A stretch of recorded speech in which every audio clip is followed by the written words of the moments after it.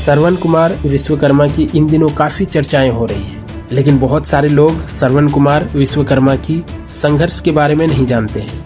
आज की इस वीडियो में आप सब जानेंगे श्रवण कुमार विश्वकर्मा की पूरी संघर्ष के बारे में, जमीन से लेकर के आसमान तक की उड़ान के बारे में।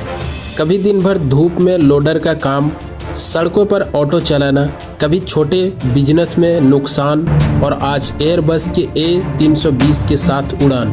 क्या सच में ऐसा हो सकता है या ये सिर्फ फिल्म की कहानी है? नहीं साहब, ये सच्ची कहानी है श्रवण कुमार विश्वकर्मा की। श्रवण का जन्म कानपुर के एक साधारण परिवार में हुआ। घर में पैसे ज़्यादा नहीं थे, सपनों से ज़्यादा जिम्मेदारियां थी। पढ़ाई शुरू हुई, लेकिन घर की हालात ऐसी नहीं थी कि आराम से पढ़ सके। किताबें छूट गई, लेकिन जिम्मेदारियां शुरू हो गई। यहीं से जिंदगी की असली ट्रेनिंग शुरू हुई। श्रवण ने जो भी सीखा सड़कों पर ही सीखा। कम उम्र में ही उन्होंने काम शुरू किया। पहले लोडर का काम किया, भारी सामान उठाया, दिन भर मेहनत किया, फिर ऑटो टेम्पू चलाया, सुबह से रात तक सड़क पर रहना।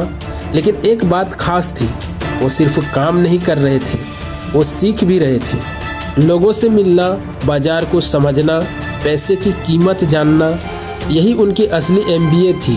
इनकी ज़िंदगी में कई बार असफलताएं आई, लेकिन हार कभी नहीं माने। कुछ पैसे बचाए, छोटे बिजनेस शुरू किए, कभी फ़ायदा हुआ, लेकिन कई बार घाटा हुआ। लोगों ने कहा ये बड़े सपने मत देखो, लेकिन उन्होंने सपना देखना नहीं छोड़ा। उन्होंने सोचा अगर छोटा सोचूंगा तो छोटा ही रह जाऊंगा। श्रवण कुमार विश्वकर्मा की ज़िंदगी 2015 से बदली। साल 2015 में उन्होंने सीमेंट का कारोबार शुरू किया। शुरुआत बहुत छोटी थी, लेकिन काम ईमानदारी से किया। धीरे धीरे भरोसा बना, ग्राहक जुड़े, नेटवर्क बना। फिर स्टील में कदम रखा, फिर माइनिंग में और फिर ट्रांसपोर्ट में। आज श्रवण विश्वकर्मा के पास 400 से ज़्यादा ट्रक हैं। सोचिए, जो कभी खुद गाड़ी चलाते थे, आज सैकड़ों गाड़ियाँ उनके नाम से चलती है। सोचिए, जो कभी खुद गाड़ी चलाते थे, आज सैकड़ों गाड़ियाँ उनके नाम से चलती है। लेकिन इतनी बड़ी सफलताएं मिलने के बाद भी श्रवण ने पीछे मुड़ करके नहीं देखा। इन्हें आसमान तक जाना था। साल 2022 में उन्होंने शंख नाम के एक नया कदम उठाया, लेकिन असली प्लान कुछ और था। उन्होंने सोचा उत्तर प्रदेश के लोगों को सस्ती हवाई सेवा क्यों नहीं मिल सकती। बहुत लोगों ने मजाक उड़ाया, कहा एयरलाइन कोई छोटी चीज़ नहीं है।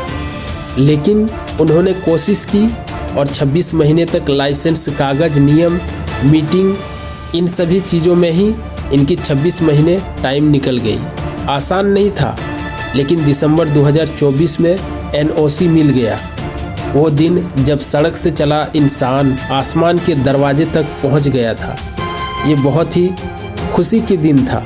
जनवरी 2026 में एयरबस A320 की तैयारी। लोगों के चेहरों पर खुशी, एक नया विश्वास। उनका लक्ष्य साफ था, आम लोगों के लिए सस्ती टिकट, छोटे शहरों से उड़ान, 20 से 25 विमान तक बढ़ाना। श्रवण की कहानी हमें क्या सिखाती है? हालात कमज़ोर हो तो भी सपना देखना मत छोड़ो। पढ़ाई अधूरी हो तो भी ज़िंदगी ख़त्म नहीं होती। असफलता आए तो भी सीखते जाओ। मेहनत और धैर्य सबसे बड़ी ताकत होती है। आज लोग उन्हें बड़े बिजनेसमैन के रूप में जानते हैं, लेकिन उनकी असली पहचान संघर्ष से है।